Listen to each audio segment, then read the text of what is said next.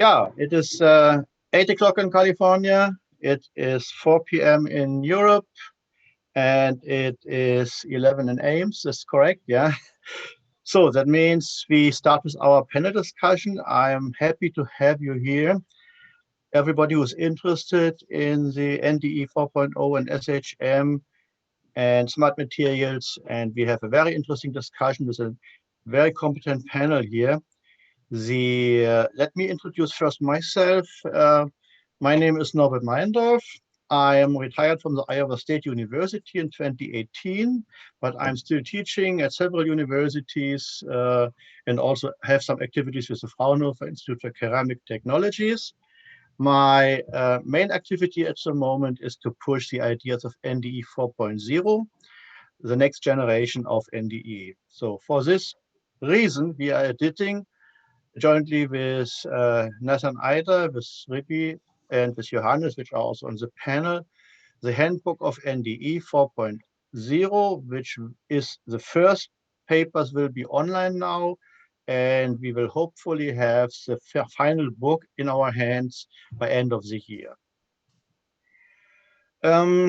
Yeah, also I'm also editor-in-chief of the Journal of NDE, and there we had also a special issue on NDE 4.0, and the editor for this special issue was Johannes Vrana, who's also here in the panel. Yeah, I had a meeting Wednesday, the first ICNDT meeting, NDE reliability. It was a very interesting online meeting with the audience from all over the world. And two of our panelists were also there. I think it was a very interesting discussion. And one of the major point was how to guarantee reliability of inspection and safety of products in the cyber-physical world. The products becoming more complex, and because of the abilities that we have with Industry 4.0, more individualized. But on the other hand, we have a tremendous amount of data available. This magic word here is digital twin. And we want to discuss now how we can combine all this information which we have from the new concepts from NDE and from SHM, and how we can improve the maintenance process. To discuss this, we have our panelists. The Leonard Bond, Professor Leonard Bond is Professor in Aerospace Engineering at the Iowa State University and coordinator of the NDE minor program at the university there. He was a director of the Center for NDE at the same time when I was there in Ames, and he is still academic researcher. His main topic of interest is ultrasonic NDE. Leonard, a short hello from your side. Good morning. Thank you for that introduction, Norbert. Thank you. Okay. Ripi Singh is a purposeful innovation coach with 30 plus years of learning. He's now focused to Industry 4.0,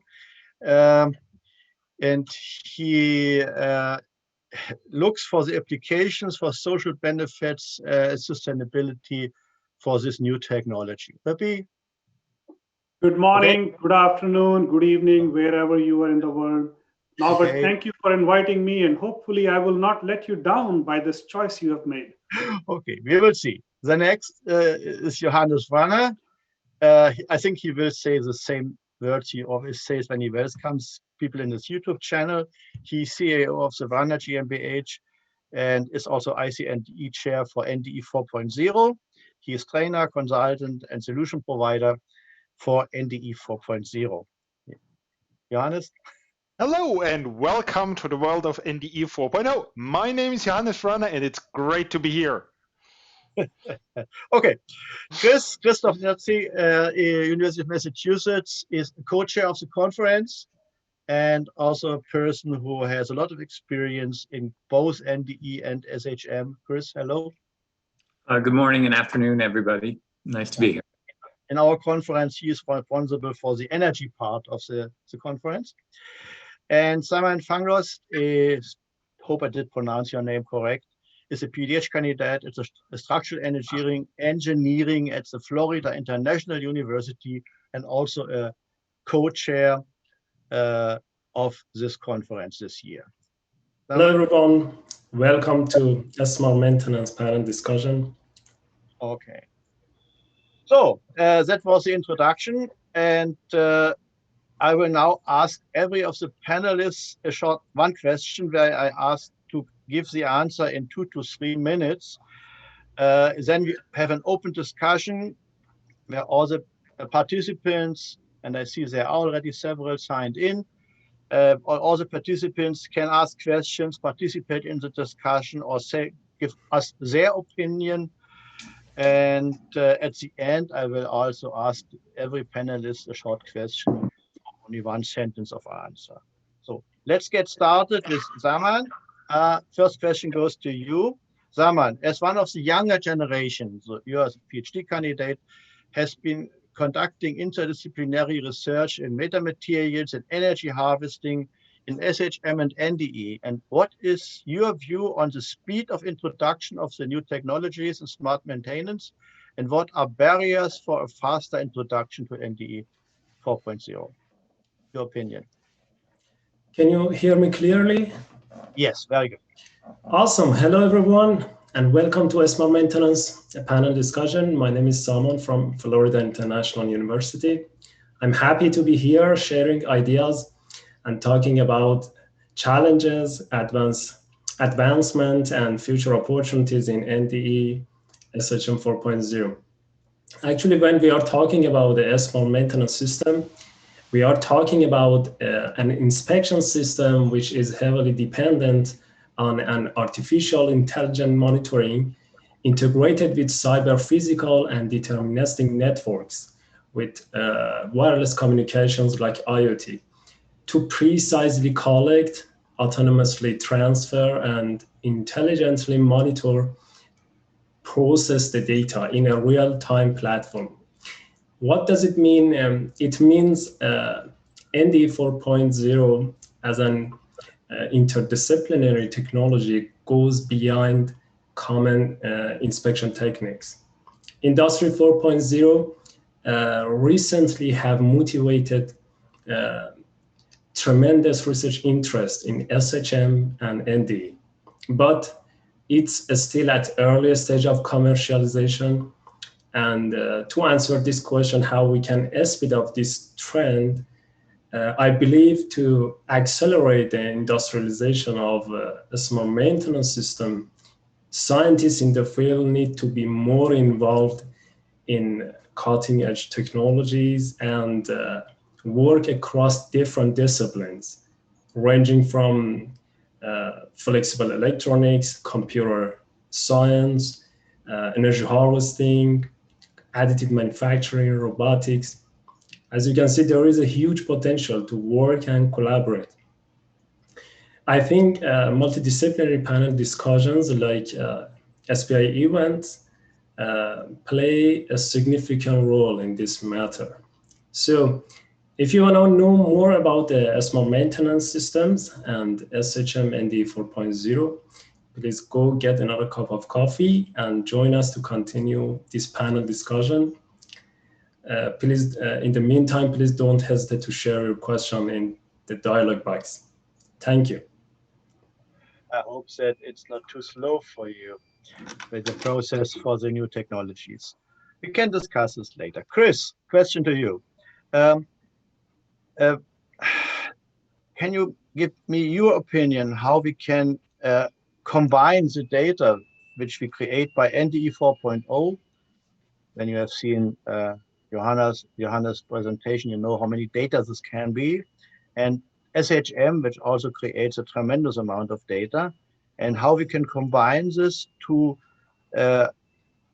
let's say, smart, or the correct term is predictive maintenance process, and what are the benefits for the industry? So you can argue that structural health monitoring is simply an in situ form of non-destructive evaluation. One of the challenges with structural health monitoring is having a distributed set of sensors. especially if you have large structures, let's say for a wind turbine, which I'm very familiar with, you need many sensors. And in some places it's easy to install sensors, in other places it's not so easy to install. So sensors need to be wired, they need to be powered, they need to, or they need to be made wireless. And so that can be a challenge. So for example, a large asset like a wind turbine or some other large structure, for a single asset, you might have on order of tens to hundreds of sensors. And if you have a fleet of assets, so for example, if you have a wind farm or something like that, then the question is, how do you manage all that data and all that information from literally hundreds of sensors and multiple channels, and how to process and interpret that? So this provides the motivation for machine learning and artificial intelligence. The challenge with artificial intelligence or machine learning, it's only as good as the sensors from the data that is received from. Another challenge is that AI typically requires some sort of training sets to identify what is good and what is bad.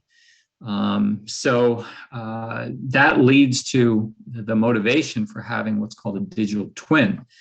And a robust digital twin can provide literally thousands of virtual sensors instead of physical sensors. And so the benefits you have is you can perform enhanced predictive maintenance strategies, and you can improve reliability of your assets, and potentially improve performance. So for example, with wind turbines, for example, you could potentially improve their availability or increase annual energy production.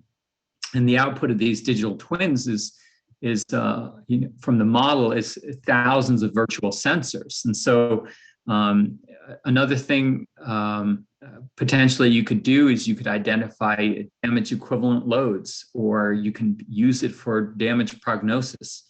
Another thing is potentially identifying remaining useful life. So if you've identified that there is a crack or some sort of structural change, you can use a digital twin to identify how much life has been reduced and how much life there remains in the asset that you have. So this way you can perform condition-based maintenance instead of scheduled-based maintenance or reactive maintenance. Another thing that you could potentially do is to predict life extension with a digital twin. So for example, if for wind turbines, for example, if you repower your wind turbine asset by changing the blades from smaller blades to larger blades, you can identify how much additional power you will get, but also you can use a digital twin to identify how much life you will lose by doing that.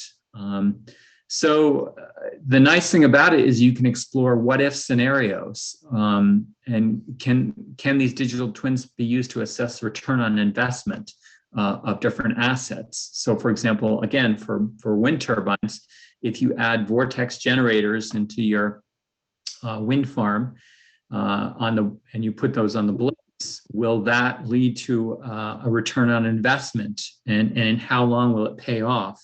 So there's lots of opportunity for advancement. The challenges, though, are that you need accurate data to inform the model. And so you need appropriate SCADA data and measurements. You need also accurate subcomponent models. And in many cases, when you have a digital twin, you have to justify, the effort and cost that is performed in investing into that and creating that. And so that's one thing, justifying a digital twin. And the last question is, is it trustworthy? And so those are some of the challenges that exist. But I hope that answers that question. Okay, now we can maybe continue the discussion, because I worked also sometime in the wind SHM business, and what failed most was the sensor and not the blade. And when I've seen my car, which I have now, the main reason that I go to the garage is that some sensors are failing, not because of the engine or the gears. So, okay. Reliability of the sensor system is another issue. We maybe come back to this in the discussion. I continue with Johannes. Your NDE 4.0 and SHM create a lot of data. What is the value of the data? I know that you always give lessons on the value of data and how we can protect the data. A key question which we have as the industry. Yeah, that is a very good question. So for me, this is both SHM and NDE. They both provide a view into the component, into the behavior of the component. And it's kind of NDE more on an in-depth view into the component, but in quite large time intervals, and SHM more, yeah, very short time intervals, so kind of continuously, but perhaps not that much in depth. And I think those two really add up. And if we would put both of them into a digital twin, combining both of that, putting both of it into the same data processing for predictive maintenance, for prescriptive maintenance, for probabilistic lifing, and whatever we can imagine, that is really where it grows value. This is exactly for me the stuff Industry 4.0 needs to actually, yeah, have the prediction they need to improve their production, to improve their design, to improve their maintenance. Now, talking about, yeah, once we know that data has value, then, yeah, people will also try to get a hold of that data to use it for their purposes. So therefore, we have to assure that our data is secure. We have to, and data security is just one thing. Data security, that's mainly, okay, we have to make sure that it isn't, nobody steals it or nobody takes it from us. But, and there comes the second point, if I send my data to somebody else, yeah, then who tells me that that somebody else doesn't copy it on a USB stick and gives it to somebody third? And actually in most of the, or from a legal side, in about all the countries or all the people I've talked from all the different countries, there actually is actually not a single legal requirement that this data is protected. If we don't put something into our NDAs, everybody can use that data. If I give my data away to somebody second, yeah, he has the ability to give it to somebody third. So we need to come up with a system which makes sure that my data, which I created, that I also benefit from the value of that data. And this is a little bit a problem we currently also see with all the data we are putting into the social media. Yeah, the social media companies, they benefit from it huge time. And what do we get in return? A lot of advertisement. A lot of products they want to sell us. Really tailored advertisement so that we buy more. And that is something which shouldn't be happening on a professional level. And especially us as an NDE or a structural health monitoring community. And I actually see both of them kind of being one community. We should be really getting the benefit back from all of that data. And this is where we need to clarify data ownership. And that is only possible by putting it into all the NDAs we are doing with all the other companies. And number two, by putting up systems which are ensuring data ownership. And that's then called data sovereignty. A system which not only sends the data, but also sends a technical usage contract so that the receiving system knows what the receiver is allowed to do with that data.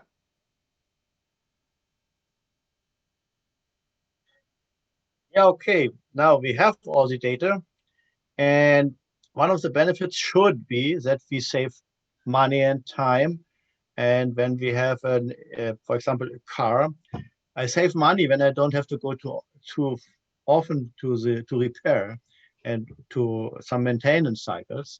And the question is, and that goes to Leonard now, how precisely can prognostics help to predict the remaining life of a component and create a smart predictive maintenance schedule if a component live file with all previous NDE data results and SHM data is available? Thank you, Norbert.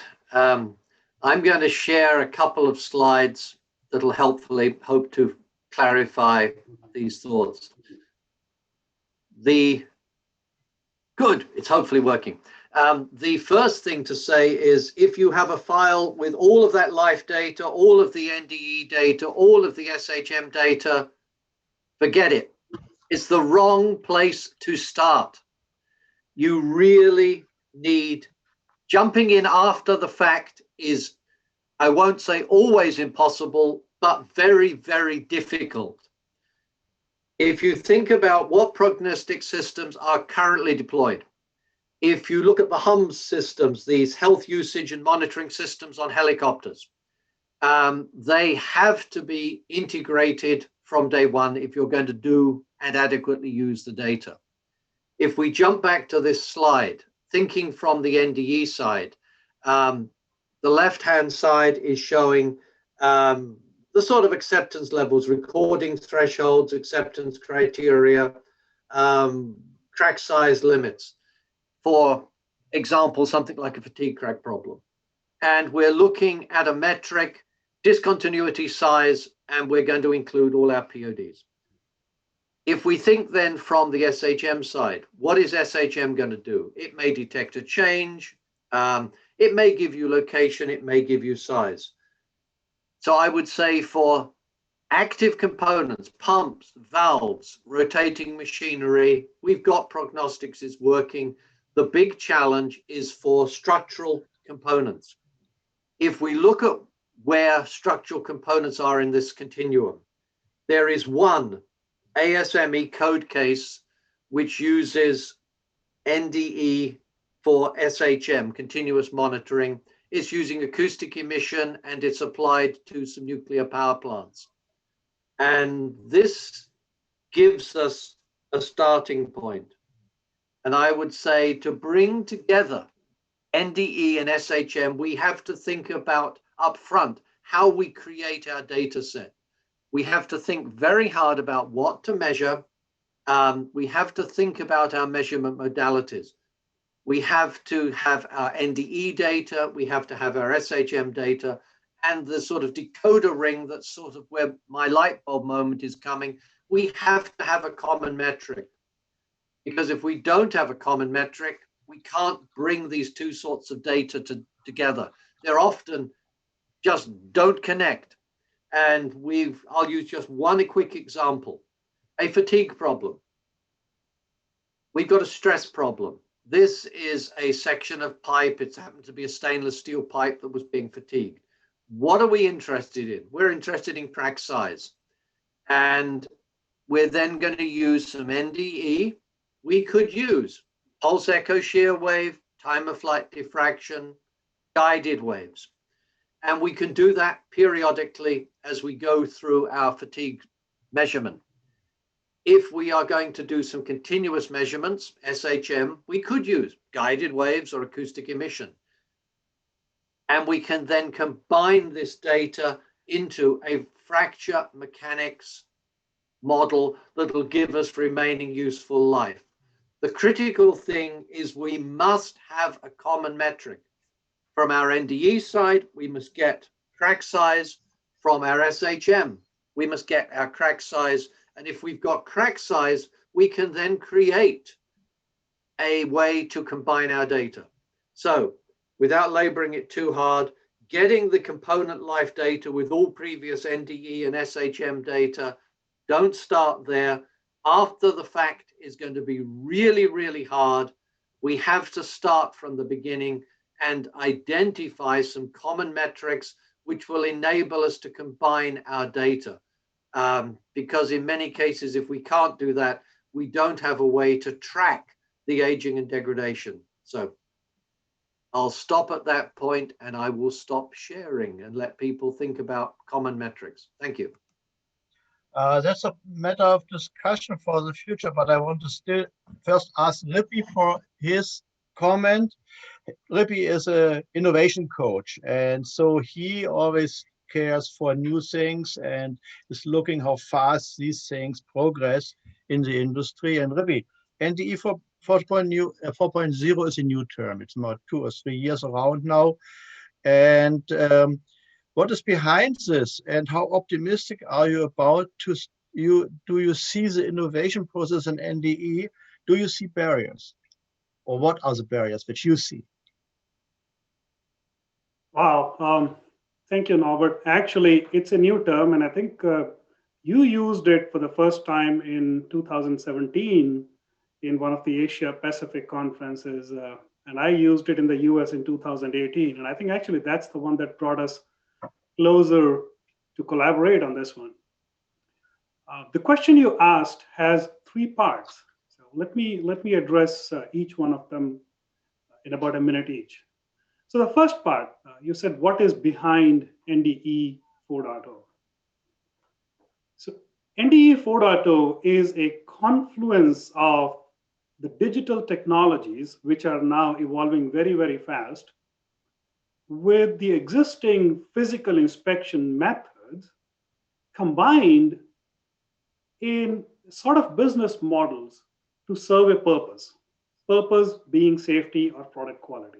So the important piece over here is this entire digital transformation that is happening on top of the physical inspection methods that have been in place for a while. It is actually the acceptance of Industry 4.0 value proposition into the inspection world, right?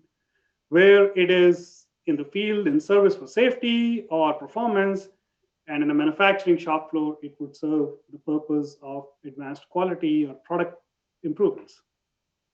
The key difference is the ability to use digital twin that has been mentioned a few times in this panel now, and the ability of digital twin to forecast and help decide on safety actions and quality actions, right? It's the closing of the loop from the data that is captured to analytics, predictions, and taking the action back in the physical world, right?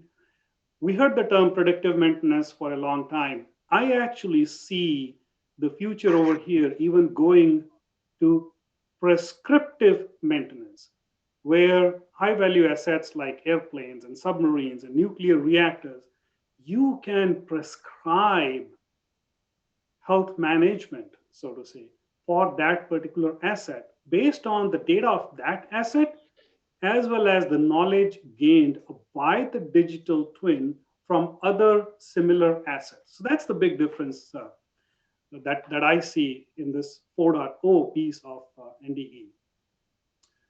Your second question was, how optimistic are you about the innovation process? You know, my technical career was around structural integrity, damage tolerance, crack growth, and all that stuff. And now for the last 10 years, I've been innovation coach. The innovation process actually works. It works to a level where in the last 5 years, we have even developed ISO standards, ISO 56000, so that anybody and everybody can deploy a fairly accepted innovation management process. So tools and processes are actually not a challenge. We can understand those and we can deploy those once we decide that we want to do it. It's the mindset that challenges us. It's the motivation and the acceptance of the pain associated with change that we need to go over that hump, right? So it's not the process, it's the willingness to follow the process. And you know, think about it in the last 1 year, what happened? When COVID hit, how many of us became so creative and so innovative? We got vaccine out in months. We changed business models overnight. The innovation happened fast and furious. The process actually does work. And your first question was around speed. I think speed is also more related to the leadership mindset saying, okay, I need to do this. I need to do this tonight. I need to do this within a week. It's the sense of urgency. Once that comes in, the pain for transformation goes behind. Your third question, third part of the question is around barriers. There are actually multiple barriers. We just heard some of the technology barriers from my fellow panelists, but the bigger barriers are again beyond the technology, right? One, data is going to become an environment. It's almost going to be like air and water. Every business will be dealing with it, will be breathing data, will be living on data, and maintaining the data quality, interoperability, transparency, integrity, trust, business models. We don't have regulations on that as of now. Johannes mentioned things about who owns the data. Today, if I create a document, I put a copyright statement on it. I create a technology, I put an IP, I file a patent. When it goes to the data, will something similar work? I don't know. What's the motivation of organizations to share the data for a different value? When you start thinking purely in terms of dollars and euros, those business models will be very hard to develop. But when you think of purpose-driven application of data, you might actually come up with an environment where we can all grow and benefit from this data environment. One of the things that we recently said, if data is going to be the new oil, then NDE or SHM is like the oil rig. It's generating the data. But then oil rig alone is not enough. You need to have the entire infrastructure to get that oil to where it has to be used. So the same way, we'll have to build the infrastructure around data. The second barrier that I see is around certification. We have a serious culture of certification in NDE, right? And we have not yet figured out how do we validate, how do we certify new systems, inspect, and how are we going to work things where within a working system, there's a human element and there's a machine element, and then who is accountable, who is responsible for the outcome, and who do you certify? Are you going to certify an AI system, or will you certify a combination of AI with a particular inspector, or inspector's use of a certain AI? We have some answers here that we need to discover. And finally, I feel a barrier is going to be in this transformation is the talent. For a long time, we have said cash is king, cash is king. With the fourth revolution, I'm beginning to feel that talent is going to be the king. Cash will be the queen. Cash won't go away. The need for cash will always be there. But talent is going to become the king. And we need both the talent and the cash to actually jump through these barriers. So a leadership mindset, being able to bring talent on board, being able to make the investment and put some urgency into transformation is what we need to properly generate the data, leverage it for a purpose. Thank you, Norbert. Yeah, several times popped up this use of data. One thing which we might discuss is that we have different ways to handle data. So the regulations in the US are completely different than in the European Union and maybe in Asia. So every country has its own way to handle data, but we can transfer data internationally. You see now this conference here is an international conference, and the data go across all borders. But behind the borders, it's a different ways to handle this data. It's the thing which has to be solved internationally. Yeah, okay, we have now the statements from the panelists, and we have now an open discussion. Only as for those who want to ask questions, you can use the raise your hand button. When you go on the bottom of this Zoom window, you will see chat. When you click this, then you will also can also see the list of participants. And then you have there also the button raise hand. I do this now, and then I see that I am raising my hand now and want to. You can do this, but you can also simply start talking. We have not such a large group that is impossible. So let's start with the discussion. First of all, somebody has questions to one of the speakers. from the panelists or from the participants? Questions?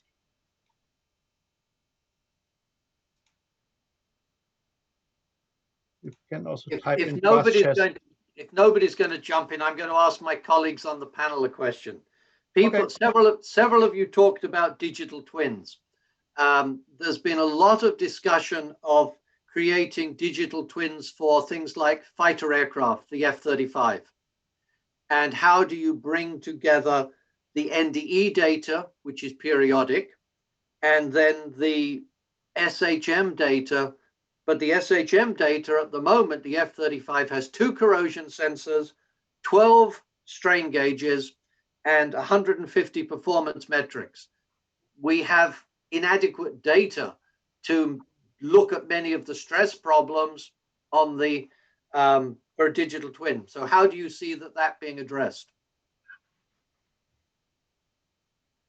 So there's 2 challenges, I'd say. One is the sensor challenge, right? There's just not sufficient sensors to capture the physics of the entire structure.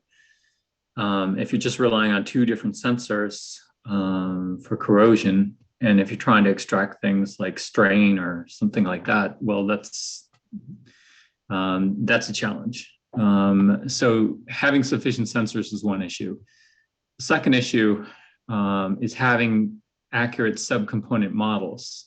And so you may have a model of, let's say a structural dynamic model of the wings or something like that. But if you want to know information about what's specifically happening in a local area, then you need subcomponent models, and that's tricky as well. So I think that 2 things are needed in order to realize a digital twin accurately: having a sufficient number of sensors and also having the accuracy in the modeling. Playing devil's advocate, sensors add weight to an aircraft. Weight, performance, fuel, range. It's been hard enough to get HUMS, these health monitoring and usage systems, onto helicopters. The aviation community don't like weight. They don't like generating extra sensors, and they worry about the reliability of sensors. How do you think we can begin to get around that challenge? I certainly think you can make up for sensing if you have accurate models. So that's the tricky part, right? So if you have a fewer number of sensors, then your models have to be more robust. And so I guess that's my response. I think Ripi wanted to say something as well. Yeah, so think about the evolution of structural safety. Even if you take the example of an aircraft, over the years, we have gone from factor of safety to safe life, to fail safe, to damage tolerance, to structural health monitoring. Each of those advances in our ability to understand and predict the residual life reduce the amount of uncertainty, reduce the amount of ambiguity, and gave us room to reduce the weight of the aircraft. Because I don't have to beef up the structure to compensate for my lack of knowledge. So the way I look at it is, if I'm able to put sensors and I'm able to assure safety through whatever you want to call it, prescriptive maintenance or predictive maintenance or whatever, I'm actually serving the purpose of structural safety, which earlier was being served through factors of safety or beefing up the structure. So it's back to the same thing. I invest in sensors to be able to reduce the weight. And I think sensors are a heck of a lot lighter than trying to create more beefier structures. There's a number right there. There is a number that Airbus has made an estimate. This was at the beginning of SHM, where they started to introduce this in. They said, when we simply can guarantee that the sensor is working for 30 years, maybe for a stringer, and we can monitor this, then simply by knowing that no stringer crack happens, we can make a design of the aircraft that reduces 30% of weight. And this is because usually design is made that you have, when you have a cracked stringer, that the crack can grow between the other stringers. When you know that the string does not crack. The possible length is only half of this. That means by using reliable monitoring, you can make things lighter. Yeah, and that's what I said in the beginning, and that's also a question maybe to Chris and maybe also to Saman. Yeah, what is reliability of sensors in relation to the reliability of the structure? One thing, when I remember, when we had this very first discussion, this was at the NDE somewhere 2001, 2, 3 or so, as a conference, and we had somebody from the Air Force, somebody from Boeing, somebody from the Navy, and then was the discussion. We want to have the aircraft full of sensors. At that time, this was a vision, and then somebody said, "Oh, we have 10 strain gauges in the aircraft, and because of reliability, we want to reduce this to 1." And we made in Dresden experiments with wind blades, where we had tried to test different SHM systems with attached sensors. The main problem was that maybe the sensor itself fails, but not the sensor. Mainly it was the contact between the sensor and the structure which failed. And when you have this structures outside in the winter with snow and ice, and so we fatigued the whole blade, but we could also identify critical positions in the blade, but it's only possible with oversampling, that you have much more sensors that you need to compensate failing sensors. Or what is your opinion? So that's one of the challenges that we have, right? The fact that sensors don't last as long as the structure itself. I think especially in this community, that's something that we kind of ignore quite a bit. So there's no solution that I think the solutions are application specific. So if you're in a corrosive environment, let's say offshore or something like that, where there's lots of salt and corrosion and that sort of thing, or maybe in a high temperature environment or something like that, the life of the sensor, is fairly short in relation to the rest of the structure. But I think it's application specific. So I think you have to think about not only the application, but also the economics of it, right? So does it make sense to put a sensor in to monitor everything? Or does it make sense to just monitor critical assets? So that's a challenge. Yeah. It's undetermined right now. But the other question is, we create so many data, what to do with all the data? When I look on acoustic emission, traditionally we reduce the whole signal to several parameters.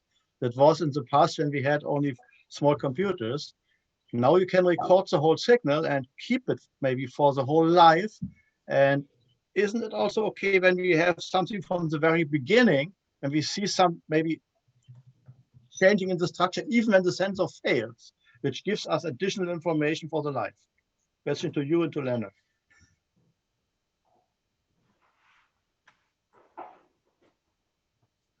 I think I would come back to the point that you've got to find, if yes, you can store a lot more data.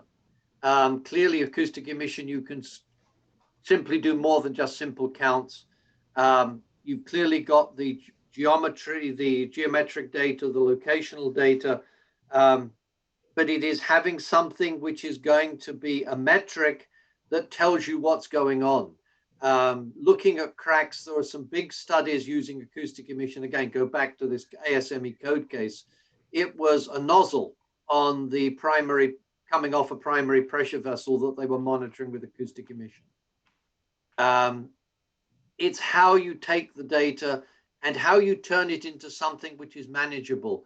And that's where we're still struggling to take data and give us a metric which we can easily track.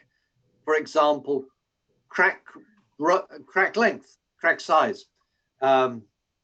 Without that, we're going to struggle. And yeah, we've got huge issues with sensors in the nuclear power plant. you've got radiation, you've got temperature. How do you make it all survive long enough to give you data? Specific examples have been where they've taken and put acoustic emission to monitor cracks which were identified and then subsequently monitored using acoustic emission. But again, they had to get it to give them crack growth rate to provide useful data from the SHM. But they were not able to then get away from the fact that they still needed to do periodic NDE. So again, the regulatory part is saying you have mandatory inspections to do. The SHM, in this case, acoustic emission, can give you some useful data, but they're not allowing us to move away from doing periodic inspections, however much SHM you imply, so at least on the nuclear side. So that limits how much SHM you apply, because you get no regulatory relief by having implemented your SHM. So there's a sort of a paradox there. And I also think that SHM and NDE, they are kind of natural allies. I think we always will need both. Structural health monitoring will not be just replacing all NDE inspections we have, and NDE for sure cannot do all what we can do with structural health monitoring. I think for most assets we will need both. But for me, in all this discussion, what the fourth revolution would really bring is, with the data, the current way we are accessing all those sensors. Normally, we access a sensor, we have to write some source code for the proprietary interface, we code our data processing, all of it proprietary solutions, where we have to put a lot of effort into all of the implementation, but we cannot put the effort into what really is the core, and that is creating knowledge out of it, into the algorithms how to solve the problems. And that's what I think will change with the fourth revolution. With the fourth revolution, I think we will get a lot more into open data formats, which will help us just to take a sensor and apply it to the system, and with a semantic interoperability, which actually puts the information it contains or the data it contains into a fused data format, into a fused data landscape, so that we already have the relationships between the data of all the different sensors and all the different NDE methods already in our data set. And then with not just implementing a digital twin, which is a proprietary digital twin, but basing a digital twin on open models, where we can really then not think anymore about the interfaces or think about the basic landscape, but think about really the problem, then we can work a lot quicker, a lot deeper on solving the problems. And then we can also attach a lot more probes or more sensors to an aircraft, without a lot of effort. And with miniaturization going on, I also see that, I saw a CPU actually coming up from a big IT player, which is smaller than a salt grain. And that's the power of a 48.6 processor. I can put that, and the price is about 10 cents. I can put that together with that sensor and throw that into some material and create knowledge out of it, which wasn't possible up to the moment. And the weight of such a sensor or the weight of such a processor, that is nothing which really cares for an airplane. We had an interesting talk, a plenary talk about these sensor arrays with graphene, which is almost no weight, which you can print on a structure.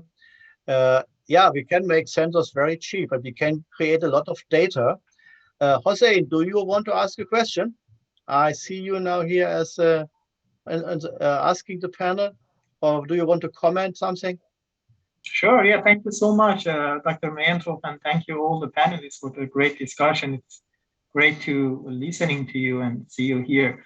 Actually, yes, I just wanted to raise my hand and ask a question and know what is the panelist's view on using the NDE and SHM 4.0 in the construction phase of any project, like a civil or electrical type of construction. Maybe based on what Dr. Bond mentioned earlier, that we need to think about early enough in the process, in the whole stage of the design and manufacturing something. What are the opportunities or the possibilities that we really need to do in this type or in this topic, NDE 4.0, in the construction phase? Thank you. So if you're talking about construction of a building or something like that, and if you're putting sensors in, let's say you have a new building that's instrumented with sensors, or a bridge, a building or bridge. So that's certainly possible to do. The challenge is if interpreting what those sensor data means. So for example, let's say you had accelerometers or displacement sensors on every single floor. Let's say you had 5 sensors on every floor, and it's a 10-story building or something like that. If an earthquake took place, and then you recorded that there was some sort of event, so now the question is, with that data, is your model good enough to interpret that there is actual damage to that? So that's where modeling of that structure becomes critically important. It's a combination of things. It's a combination of having sensors in there, knowing what a healthy state is, and then having the model be able to say, okay, you've exceeded some sort of parameters in terms of levels of acceleration or displacement or something like that. So with that, basically, what does the digital twin do? It basically says, okay, red flag, there's an issue here. And so inspector, go out and inspect that building for damage. So we're not at a state in which we can rely on models are not so sophisticated at this point that we're comfortable enough to interpret damage state or rely on damage state from these sensors, because our models are not sufficient enough at this point. At least that's my understanding. Hey, Hossein, the way I look at it is SHM or NDE, they both eventually serving the same purpose, assuring the safety, right? Johannes mentioned that at some point, you would need both.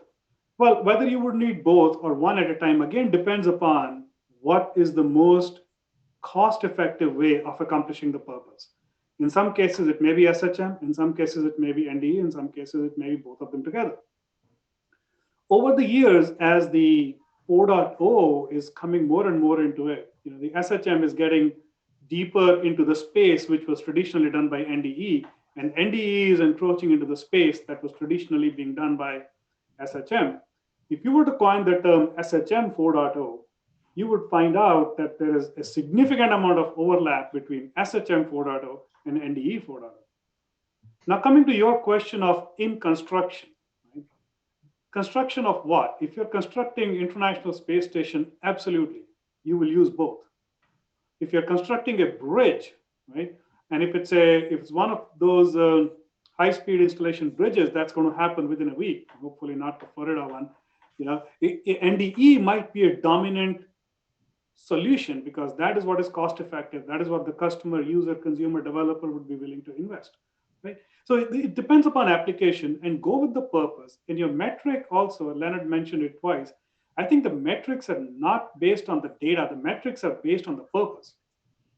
If safety is the purpose, and metric has to be tied to that. If availability is a purpose, metric has to be tied to that.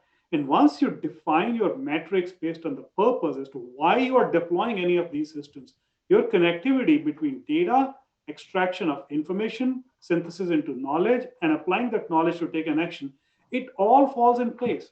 Where most of us struggle is the clarity of purpose. And that's what holds us back in finding the right solution or the right combination of multiple solutions or technologies. When we start doing technology for the sake of technology, we go off on a tangent. But when we do technology for the sake of a purpose, you will make the right choice. You will find the right metric. You will find the right data. And you will find the right way to convert data into action. Other comments? Then let me continue at this point.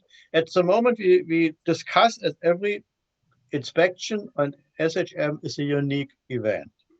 But when we're talking about artificial intelligence and big data, then every inspection creates data. And is it really necessary that we exactly know how maybe a fatigue crack grows? Or isn't it something where we can use learning systems which maybe use several indications which they detect, maybe acoustic emission events, blood NDE measurements, and so, which give maybe a prediction based on learning. That means it will not work on the first time, but we can improve with a accumulation of data. We can improve also these inspections and also for complex mechanisms where it's hard to write a formula down how it works. Question goes maybe to Johannes and to Leonard. Yeah, I would think that AI can help if we get enough data and if we get enough reliable data.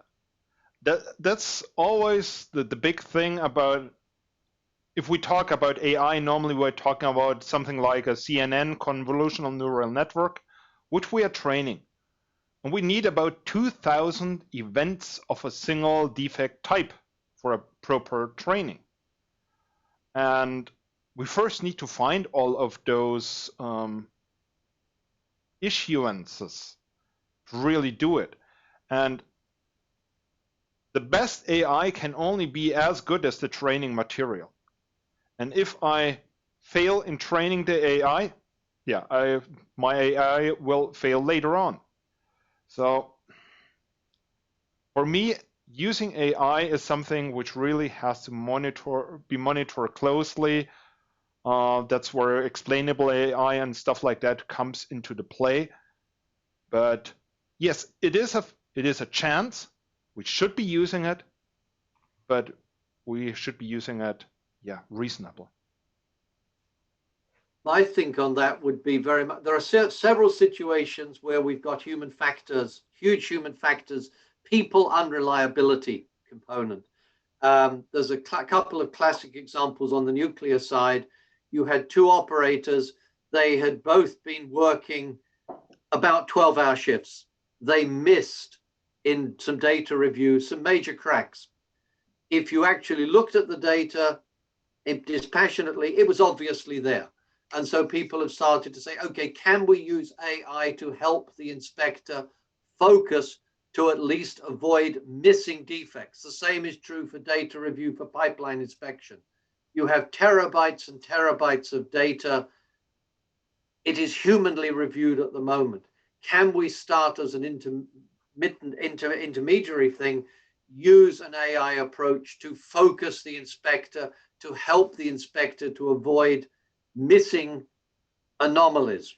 And so, and again, for some of the composite inspection for airframe, again, it's help using AI, full defect interpretation using AI. The training sets don't exist. There are too many variables, at least for many of the more advanced problems. But yeah, there's definitely a role for inspector aids using AI to help people focus. And I would suggest that that's a first place to start. Also to give people confidence, but we've got to address for manual side, people are inherently unreliable when it comes to data review. And we've got to use 4.0, NDE 4.0 aids to help people do a better job of interpreting data. Yeah. So I'll chime in just to complement what Johannes and Leonard said. in terms of the training, I think that's the most critical thing in terms of all these machine learning and AI systems. They require a training set in order to perform well. And when you don't have that training set readily available, it's difficult for them to perform well. You know, an example was, especially with image processing now, because we're doing a lot of image damage detection, that sort of thing. So there was a study that was done on identification of features of people's faces, right? And the training set that they used was mostly white Caucasian people, but they didn't include, let's say, African Americans. And when they had a few anomalies come in identifying those faces, the AI failed in identifying them appropriately. So a similar kind of thing, having a robust training set for an AI or machine learning is critical, and that's not always available for every single problem that you have to face. So then it becomes application specific. So I think AI and machine learning makes sense for some things. I don't think it necessarily makes sense yet for everything. And so it's an evolution that we're going through. Yet is the key word here. Yet, correct. Not yet, not yet. It will come there very soon. I think the whole subject of data bias and training bias, and the bias of the AI developer, the bias of the data source, the bias of the trainer is all. The fear is that will we make AI just about as biased as humans have been, or as unreliable as humans have been? Because eventually we are trying the system to mimic the human side, but we want to make sure that we mimic the positive, purposeful side and not the distracting side of it. I have a question to Saman at this point. I remember we had a terrible accident in the near the Zurich airport at night, where two airplanes crashed on a touchdown, and one was a Russian plane and the other one was, I don't know, come from somewhere else. And they both had warning systems. They warned that they will have the crash. But the person on the ground said to the Russian aircraft, you must go up. The system said go down. But in Russia, they were trained to listen to the person, not to the machine. That's why they crashed. Yeah, because the person made the wrong advice for the aircraft. That means sometimes we should trust machines more than humans. That was the reason he was the only person there at night and came in, and that was something, a late reaction. I don't know if somebody has heard about this.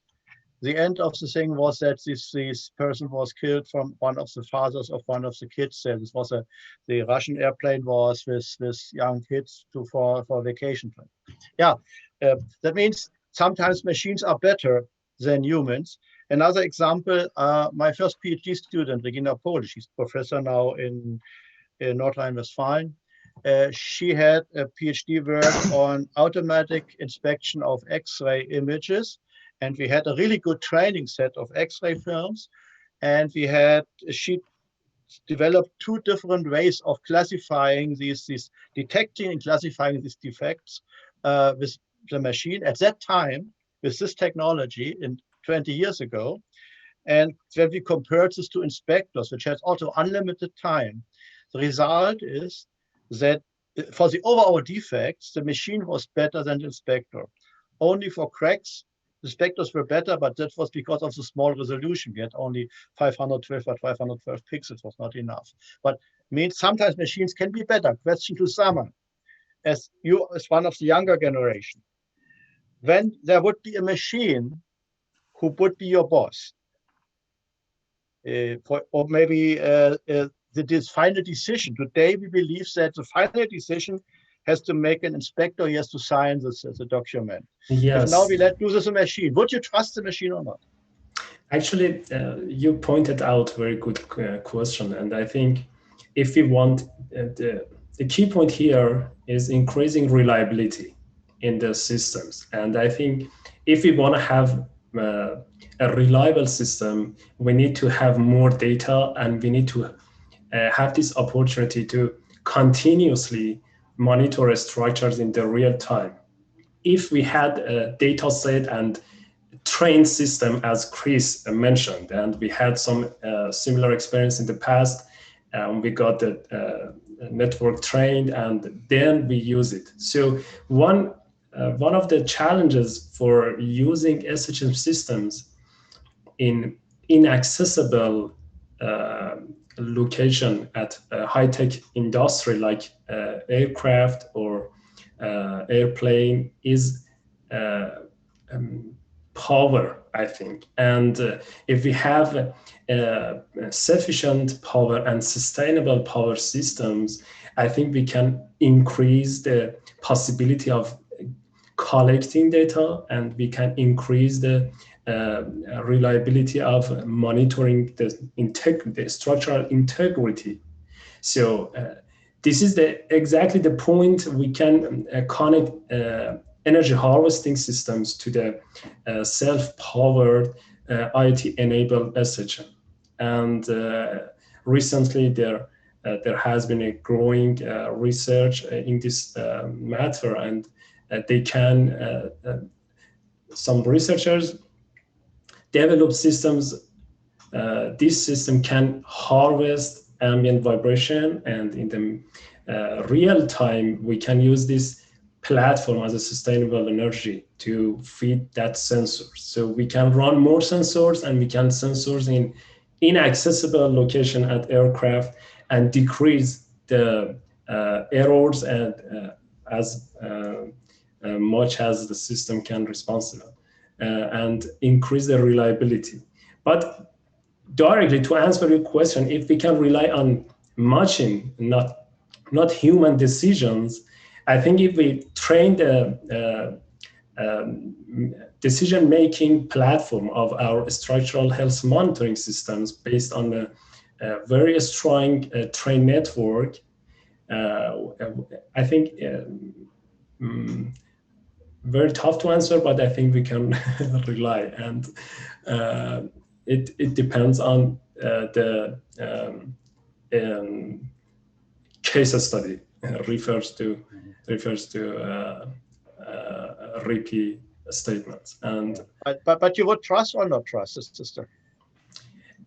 If we had a sufficient data and trained network from a similar accident in the past, I think we can trust the systems. And because systems at the same time could consider different possible errors, and in the system we have this opportunity to input whatever could be happened in the platform. So, but a person maybe ignore something and maybe I don't know, forget something, and making decision, especially urgent decision based on a network trained well, I think is the good option for us. Okay, but then comes the problem of warranty, so product warranty. In case that you make an NDE inspection by a person, and maybe it's Monday morning and the football game lost the night, and so he has a bad morning and he misses a defect. And this causes an accident. Okay, maybe the person is responsible, but it's human. It's human can mistakes. Now, when this would be a machine, and the machine fails, then not the machine, but the producer of the machine is responsible. Actually, machine. That's a problem of the warranty. Then when something happens, who is responsible for the decision that this was made? I think based on, I think machine doesn't fail. Machine fail based on the data we input wrong or something like that, or we didn't consider to plan for that, and somehow at least. So the question is it's analogous to autonomous driving systems, right? I mean, do we trust it yet? And if you have an autonomous driving system, if the system fails, well, who are we going to sue? Tesla or, something like that. That's basically what we do, right? And you know, people have different levels of comfort, right? So some people said, some people take naps or read books while they're doing autonomous driving, don't even put their hands on the wheel, which is of course not allowed, but people do that. And other people are very suspicious, right? Just watching. So I see Ripi's hands going up. You know, the US DoD, the Department of Defense, put together a team of academicians, philosophers, industry guys to build certain guidelines around AI, because they were looking at, you know, what does it mean? The driverless car is one thing, but tomorrow you can have autonomous weapon systems, and now the risk could be much higher, right? So who's accountable? They've given 5 principles for application of AI in technology. The first one is whatever system you develop, eventually there is a human somewhere in the system that is responsible for it. Otherwise, don't develop it. The second is, if something happens, you should have the traceability down to that individual, some human being. It should be traceable to this is where it came from, whether it was selection of data or select development of system or whatever. The third principle they said is that there should also be traceability around the individual whom you hold responsible was trained and qualified to take that action. So it's not that you in the end found somebody responsible who wasn't even qualified. So always bring it down to an individual who's trained and qualified and traceable to that place. And then they go on talking about how you build the system. They say within the system, you have to build a few things. Number one, have you figured out that the system could self-shut down when it identifies an anomalous situation for which it was not trained for? Right? So system should have its own fail-safe, self-shutdown kind of mechanism in there when it realizes that I'm operating in a domain that I'm not trained for. So, you know, those principles are a good starting point. I think we could adopt something similar for NDE or SHM style to start with at this point. And this came out about a year ago or so, last year, February, and they're available online. Please take a look, and that's a useful guidance. Yeah, and I think we really have to put those guidelines into NDE. NDE and SHM we are applying to ensure safety, and therefore we cannot take this lightheartedly. And as Norbert mentioned in the beginning, I'm editor for NDE 4.0 for the Journal of NDE, and I'm getting a lot of publications actually on AI applications in NDE. And unfortunately, about half of them we really have to reject. And that's research publications, publications from the researchers. And they are taking screenshots from ultrasonic instruments, from A scans. They are putting 20 of them into a convolutional neural network to training. And then they present some results on it. That's something which cannot work. And if already somebody from the scientific community tries to publish something like that, we can only imagine what some of the implementations for an AI will come out if companies are doing that, who are trying to make money with it and not trying to put too much effort into it. So this is really, I think those ethical comments Ripi put on the plate, we really have to make them count in the NDE community.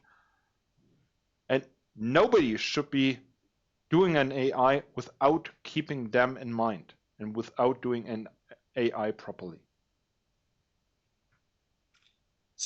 So how many training sets or data do you need for appropriate, you know, to have confidence in that sort of thing? Like how many, like 20 images, obviously that's not enough, I think, for most applications. Thousands, right? So the challenge is getting those thousands, I suppose. Yeah. The difficulty.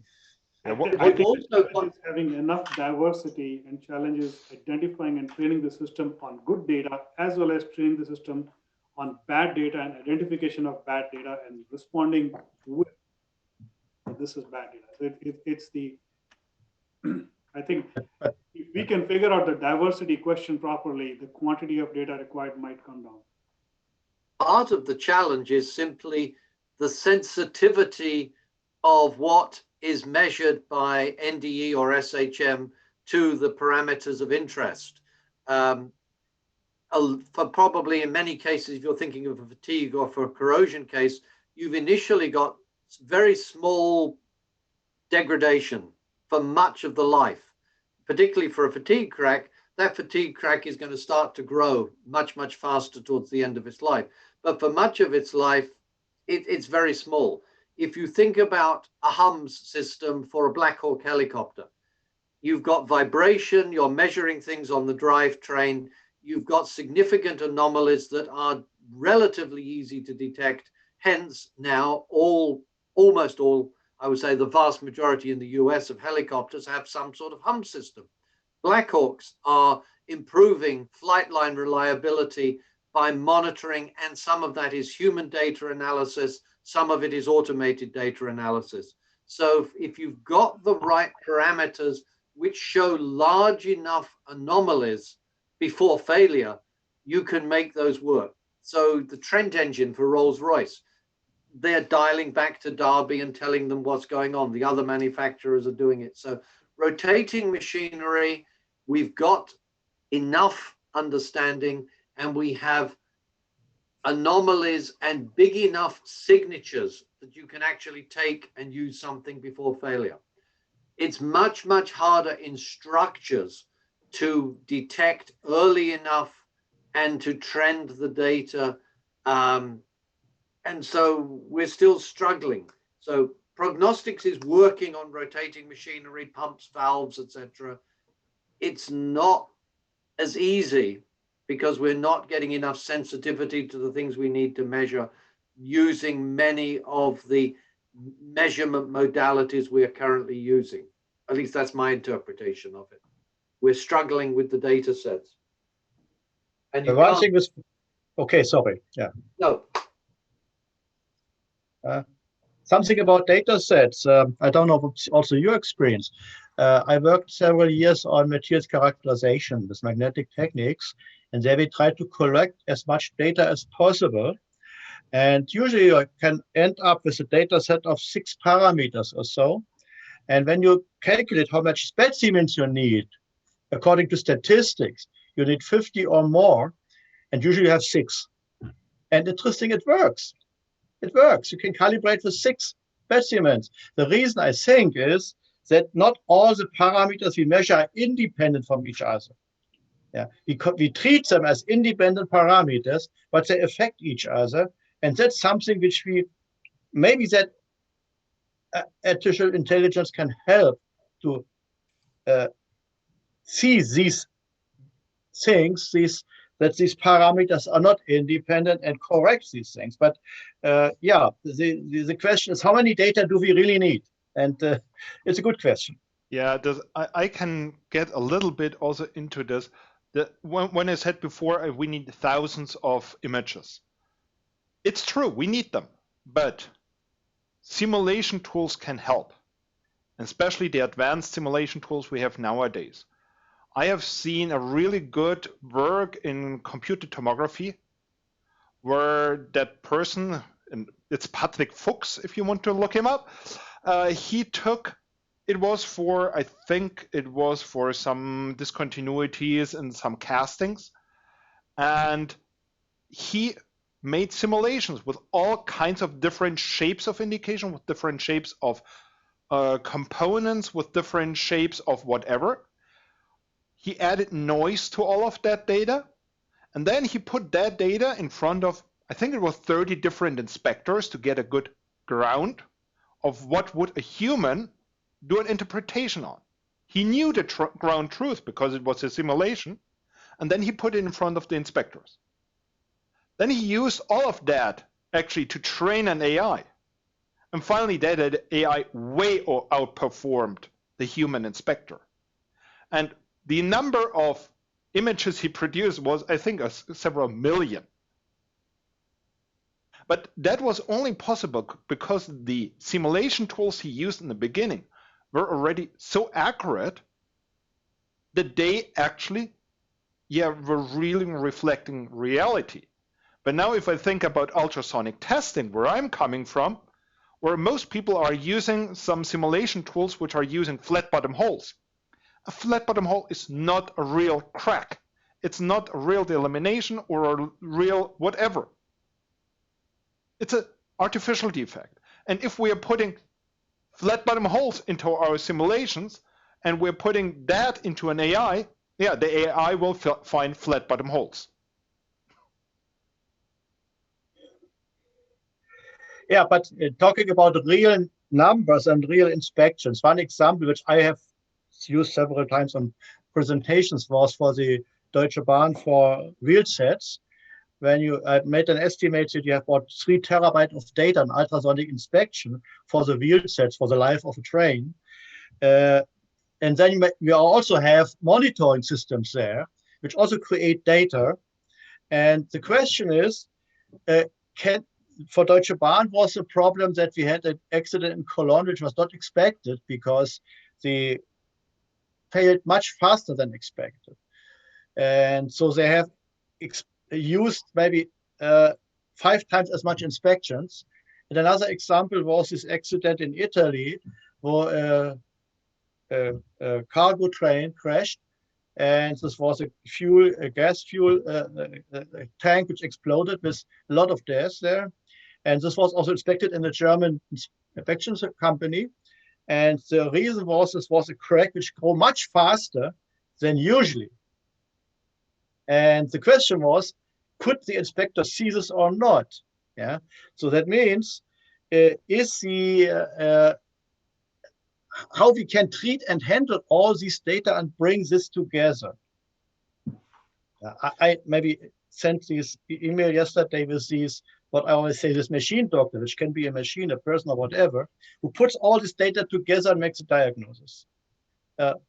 Is this something what we see in the future?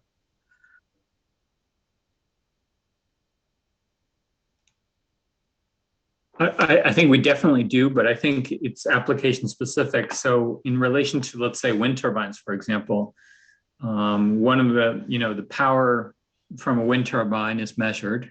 The current from a wind turbine is measured. The current signal that you get or the power that you're generating has information that's related to the performance of the blades. Whether that's an imbalance or some other thing. So you can look at, that signal, which is measuring power, and interpret something about the health of the blades of the rotor as an example. And I think there's probably lots of other examples of that as well. Using one sensor modality to interpret has some influence or dependence on another. So I think it's definitely possible. All of the rotating machinery, almost all of the rotating machinery on wind turbines has got some sort of wireless related measurement system that dials home if the basic rotating machinery at the top of the tower goes out of balance or starts to vibrate in some strange way. So that sort of technology is very much there and is getting routinely employed in the Midwest now. For the inspections themselves, for the blades, there's a new industry based on flying drones around. And that's become, I was told, a $6 billion industry using basically optical inspection or visual, advanced digital image inspection. And they're now starting to think how you can improve the reliability and reduce having to have some human try and fly the drone and look at the data and the images. So that's using basic NDE, but could be enhanced if we could train it in some ways. So people are thinking about using trained data sets to try and highlight where you've got anomalies. So but just taking the drone says avoid having to have a guy on a bosun's chair swing down from the top of the tower, looking at all the blades manually. So there's a lot starting to happen, and we may be able to improve that with data analysis, automated data analysis. But highlighting is going to be the first place to go, I think. By looking on the time here, let me close the loop now. And we started with data and the value of data. And we have learned that we can create tremendous amount of data, that it makes use to use them, and we have still to learn to handle data. The question is for you, do we need an in the NDE community, in international, let's say, NDE team or so, which takes care of handling data? Because especially data, the rules are very different in different countries and in the world. But we want to exchange and work with this data also internationally.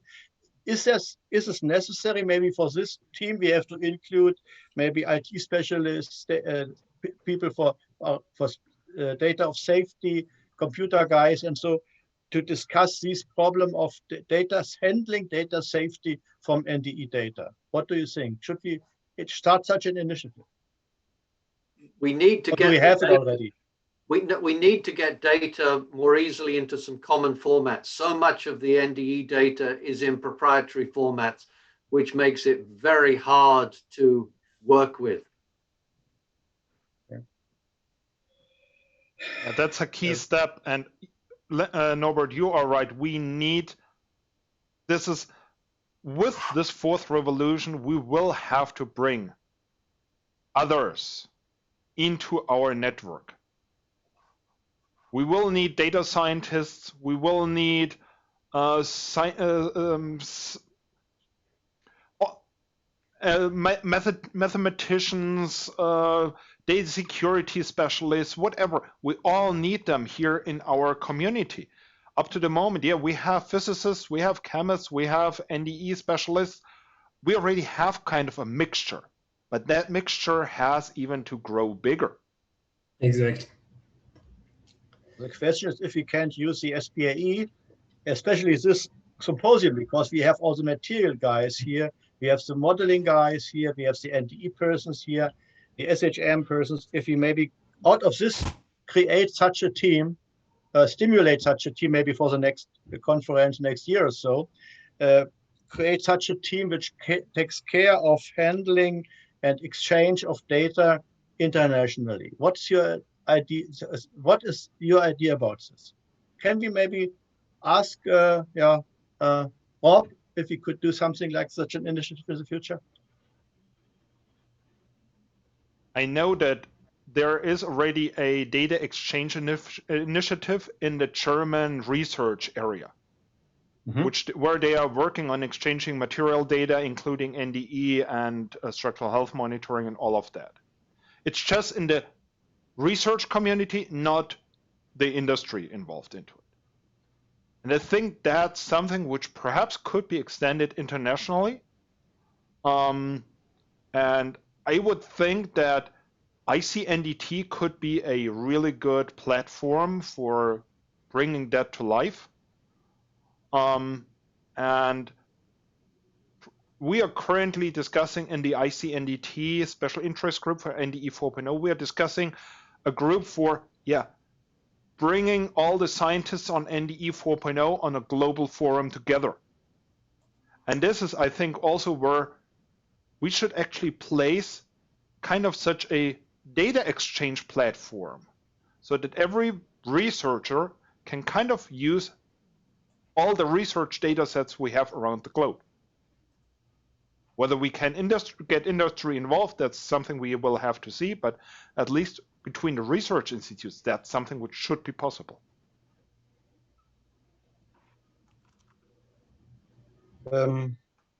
Okay, that's like a final word, but I want to ask you one final question, and all of you should answer with one sentence. What will be the most important challenge for NDE and SHM in the next 5 years? Let's start with in the opposite order, like in the beginning. Maybe start with Ripi. What is what the next 5 years has made me realize is the business model around data exchange, almost like we have real estate guys who help you buy and sell real property. Maybe there's a data estate managers who would help you buy and sell data in a meaningful manner. which will generate business models, which will allow people to monetize data they have gathered, and willingness to accept, market whatever is proprietary, and trade it. Okay, long sentences, lot of commas. What do you think is the most challenging task we have to solve in the next 5 years? I think connecting multidisciplinary researchers together and increasing the efficiency of developed models to attract attention from industry for commercialization is the most challenge, because in each field by itself, researchers are developing and they need to be connected together to work across different disciplines. Okay, Leonard, your final word. I think it's going to be the move from NDE being focused on discrete defects to thinking much more about material state and moving from just flat-bottomed holes to really recognizing how variable real defects are, okay, particularly in additive manufacturing and composites. Okay, Johannes, you said yes. I see your eyes. Okay. I totally agree with Leonard. But one thing to add, I think up to the moment, the major customer for NDE was quality assurance.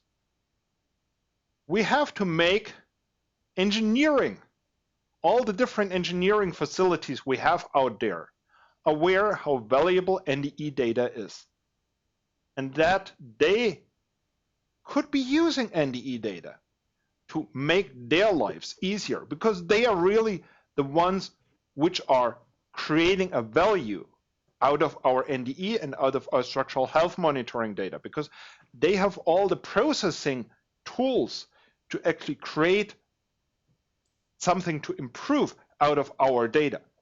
We are the kind of the oil rig, and they are the ones processing the oil. And that's really what makes the oil valuable.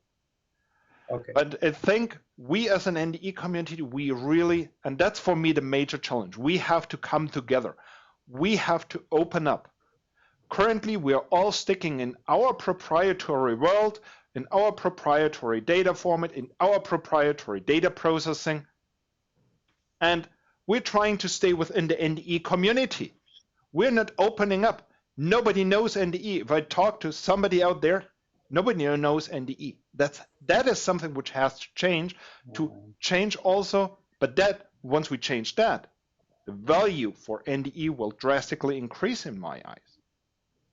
And I think one step towards that goal is what we are doing here. We are putting out the message. And I think we need to get a lot more people involved in it. And one of the measures I started, and hopefully it will become successful and help us in that regards, is the first conference on NDE 4.0, which will be happening starting April 14th. So in about 3 weeks, I think. So if you're interested in the topic NDE 4.0, if you want to show it to somebody else, tell them to go to 2021.nde40.com and they will find the details about the conference. Now that one will be for sure virtually, but we will repeat kind of the conference, or we will have already the second version in 2022, again in April. So just enter 2022.nde40.com and you will find the details for the in-person conference, which will be happening in Munich, in Germany. And don't forget the next conference at SPIE next year. But Chris, you have now the last word. I wouldn't say I have one thing, but I have a few things. But so I think the things that we need, the challenges we need to develop energy harvesting for self-powered sensors to eliminate fires.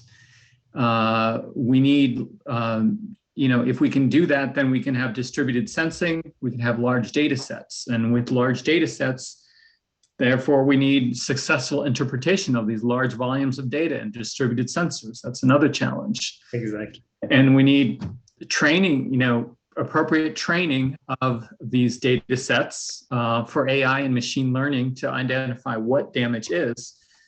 And we also need, for digital twins, an understanding of how good models are and how good they have to be in order for the model to be trustworthy.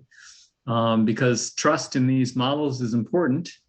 And so without that, you can't demonstrate values to people who are the executives of the companies who are willing to invest in this digital twin. So the return on the investment for your AI system or machine learning has to be justified. And so that extra added expense for additional operation and maintenance costs really has to be, we're within this community and we're all like, yes, we need AI, we need machine learning and structural health monitoring. But in the end, the company, an engineer at the company has to convince, the senior management that this is of value and this is going to save money. And so it always boils down to money in the end and return on investment. And so those are the challenges, in my opinion. Okay. So that was the final sentence of the meeting. We have 90 and 96 minutes of interesting discussion, and we could still continue for the next 1.5 hours. But I must say thank you all for your excellent contributions, Ripi, Leonard, Chris, Johannes, Saman, also Hossein, for your questions. Thank you, and all those who are still listening and participating here on the live event, and also those who maybe watch this later on the recording. Maybe we see us next time on the NDE 4.0 conference or on the next SPIE meeting, or maybe on any other meeting, and continue this interesting discussion. I think we have still, Johannes said, we are 10 years in this revolution now, and we have 40 years ahead. Okay, thank you. Bye, everyone. Bye. Thank you. Bye. Have a good Bye.